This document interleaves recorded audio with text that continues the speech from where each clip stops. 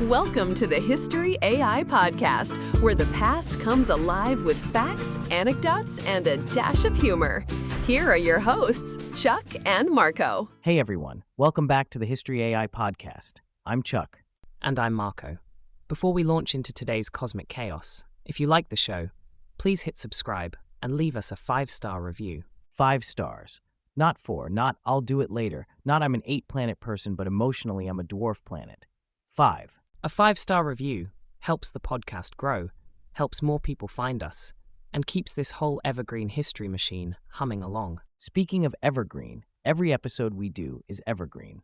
No, you had to be there news cycle stuff. Whether you're listening today or 5 years from now, this story still slaps. Also, you can suggest topics to us on social media, and new merch is live.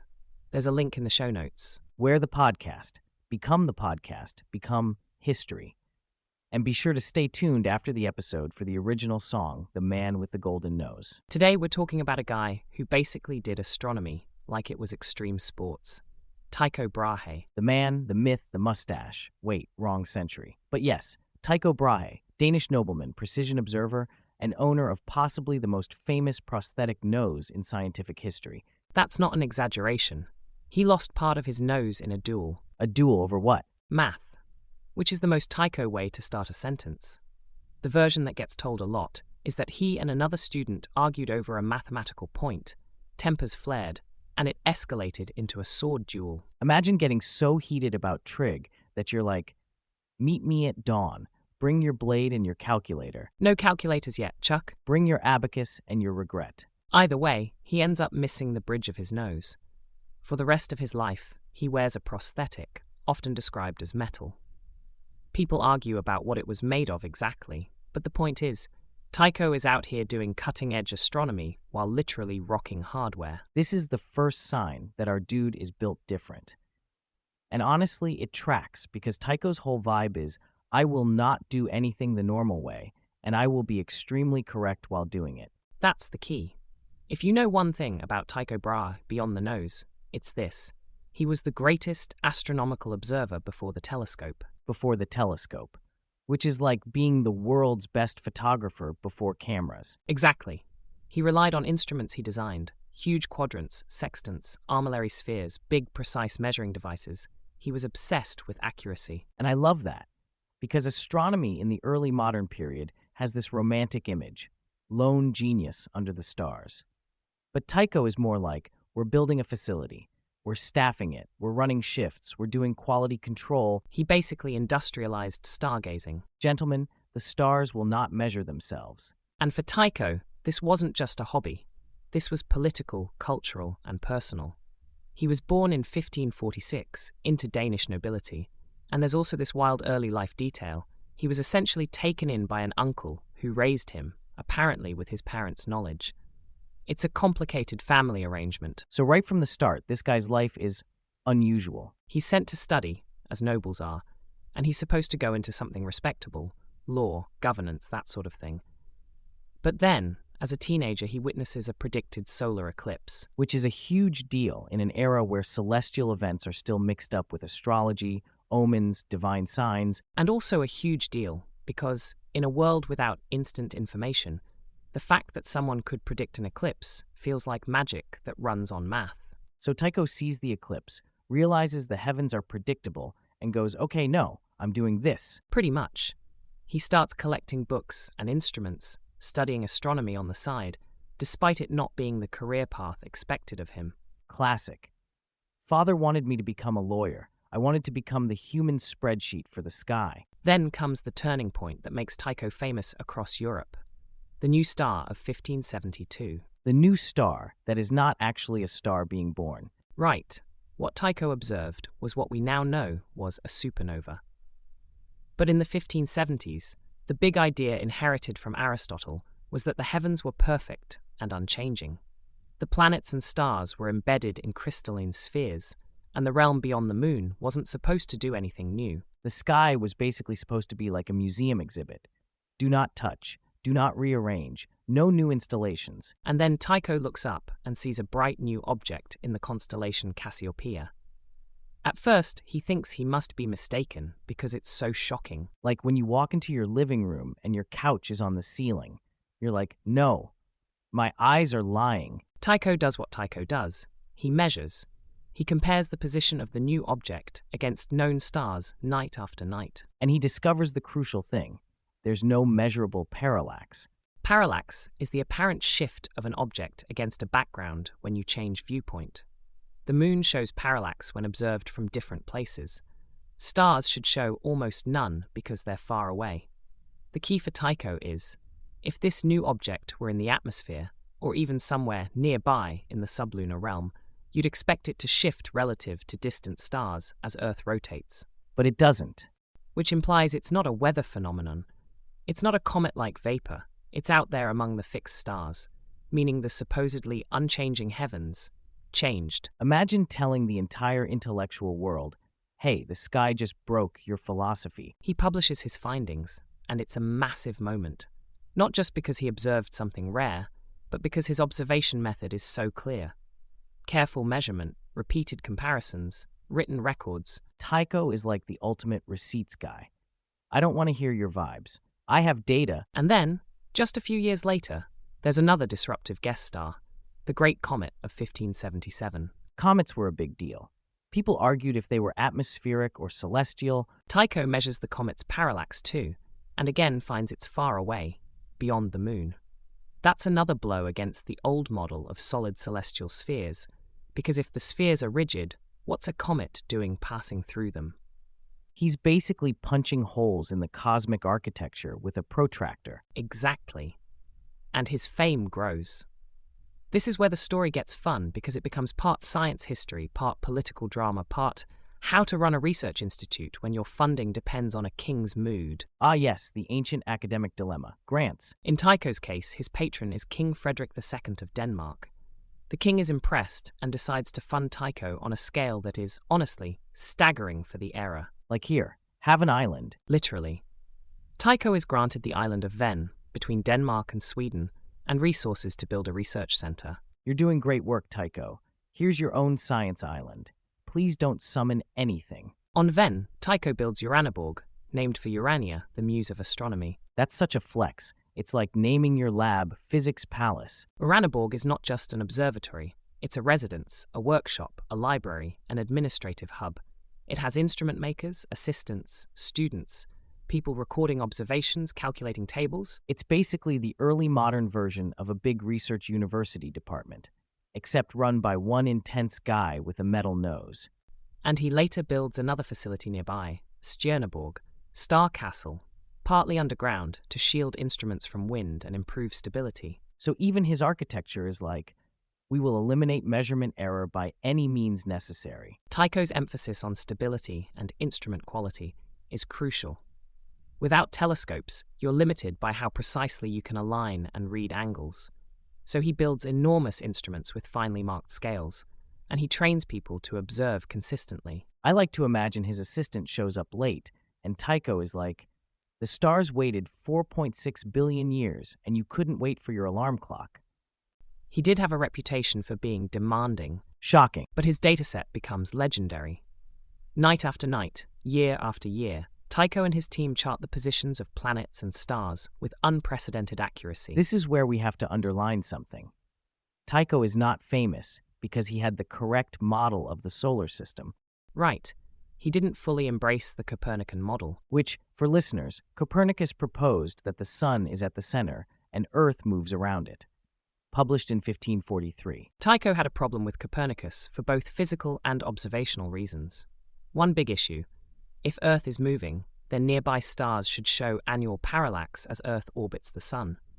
But Tycho couldn't detect any. So to him, either Earth isn't moving or the stars are unimaginably far away. And the distances required would be so huge they felt absurd to many people at the time. I can accept a sun-centered universe, but I draw the line at the stars being really far. So Tycho proposes a compromise system, the Tychonic system. The have your geocentrism and eat it too model. In Tycho's model, Earth stays at the center, the sun orbits Earth, but the other planets orbit the sun. So it's like Earth is the VIP table, the sun is doing laps around it, and all the planets are like, we're with him.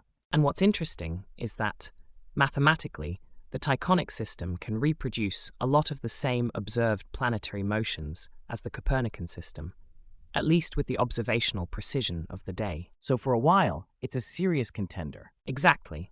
But again, the truly critical part is that Tycho's observations, his careful, systematic data, become the fuel for the next revolution. Enter Johannes Kepler. Kepler is younger, brilliant, and very committed to a Copernican universe.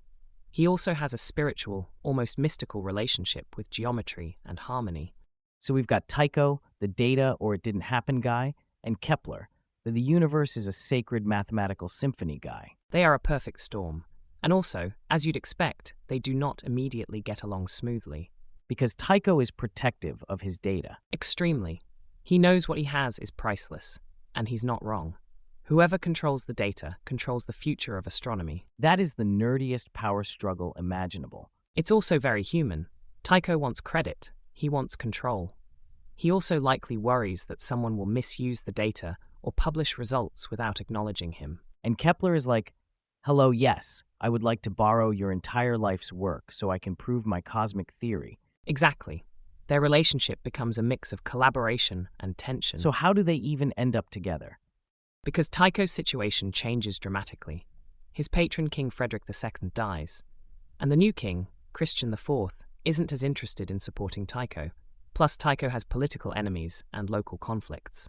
Over time, he loses favor, loses funding, and eventually leaves Denmark. The island lab era ends. The science island is decommissioned. Tragic. Tycho relocates and eventually ends up in Prague under the patronage of Emperor Rudolf II, who is deeply interested in astronomy, astrology, alchemy, the whole early modern, let's collect arcane knowledge package. Rudolf II is like the ultimate weird but supportive boss for a scientist in that period. Tycho becomes imperial mathematician, and Kepler enters his orbit, pun intended, because Kepler wants access to Tycho's data, especially the observations of Mars. Mars, the problem child planet. Mars is tricky because its apparent motion, retrograde loops and all, is hard to model accurately. It's basically the stress test for any planetary theory. If your model can handle Mars, your model can handle anything. Exactly. Tycho's Mars observations are the most precise available. That's why Kepler needs them. And this is where history gets a little dramatic. Tycho dies in 1601, not long after arriving in Prague and working with Kepler. The classic story is that he attended a banquet, didn't want to get up to relieve himself because etiquette, and then suffered a bladder-related crisis. That's the legend. There have been many debates about the exact cause. Illness, infection, other theories have circulated over the centuries. What we can say is, he dies relatively suddenly, and Kepler eventually gains access to the data. Which sounds ominous when you say it like that. Yeah, and that has fueled rumors, like poisoning, that pop up from time to time. But the big historical significance is that Tycho's data doesn't die with him. It becomes Kepler's raw material. Kepler uses it to discover what we now call Kepler's laws of planetary motion. Planets move in ellipses, sweep out equal areas in equal times, and relate orbital period to distance. And that, listeners, is the pathway to Newton. Exactly. Newton later uses Kepler's laws to help formulate universal gravitation. So Tycho is like the essential bridge.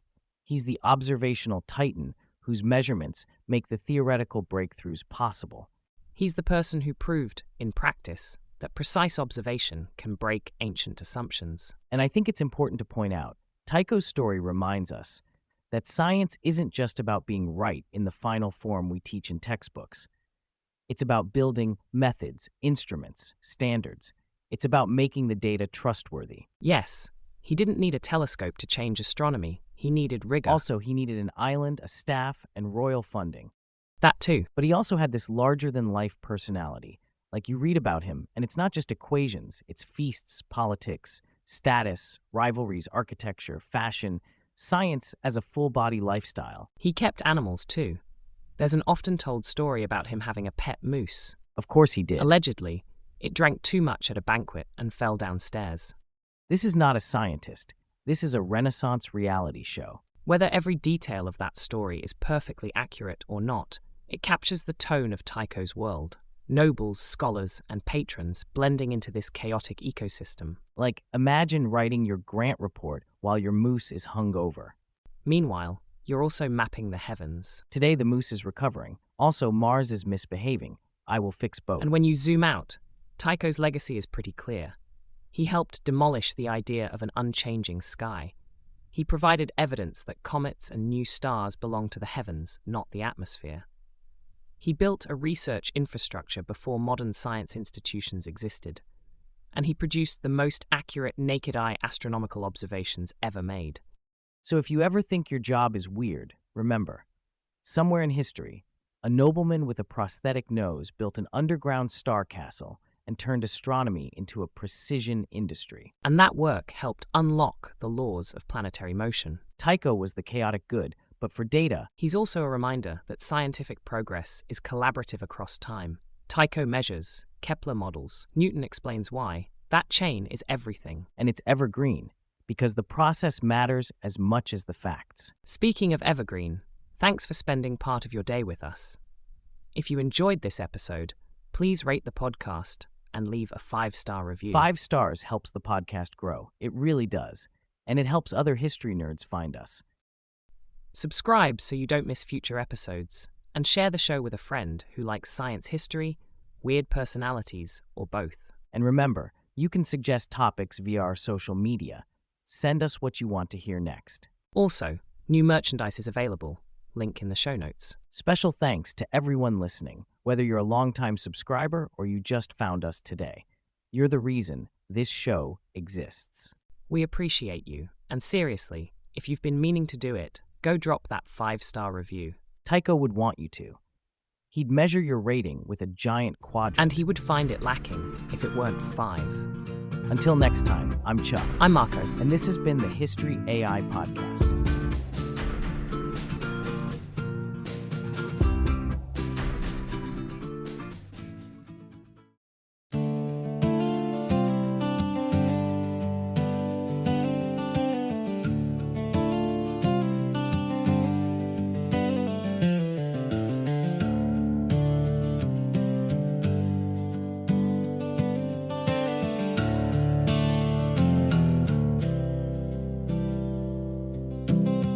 Candlelight in Denmark's cold, a nobleman chased stars of gold.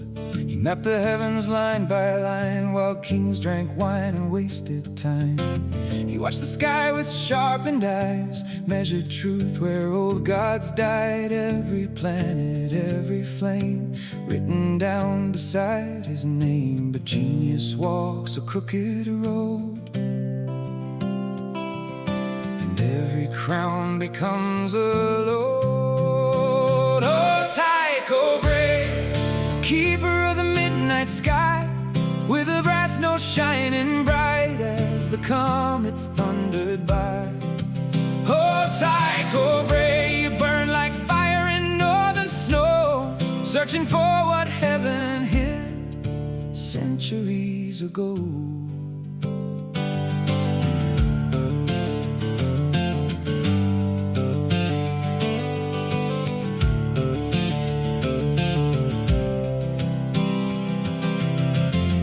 Fought a duel at 20 years, left with pride and blood and scars. A silver bridge across his face, like battle armor for the stars. On the island observatory, he built a kingdom for the night. Charts and gears and giant wheels turning slowly in torchlight. An elk once wandered through his hall, drank too much and took a fall.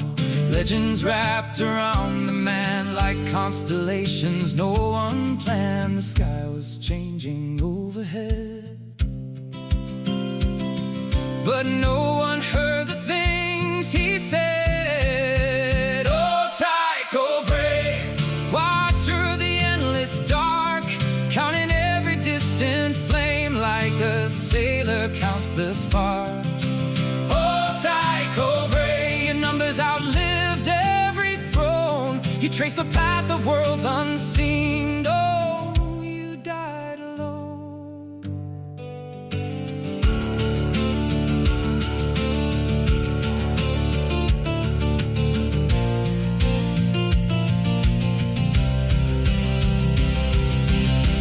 Then came Kepler,